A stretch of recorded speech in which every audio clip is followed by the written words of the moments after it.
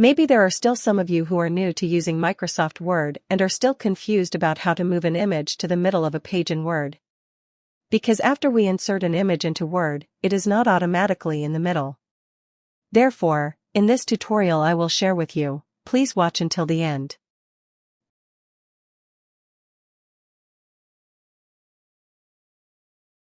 You go to the Home menu, then in the Paragraph section, you just need to set or select the alignment of the image.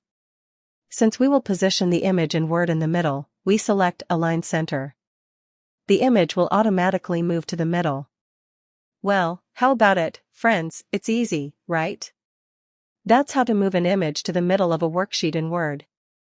Hopefully this tutorial is useful for all of you.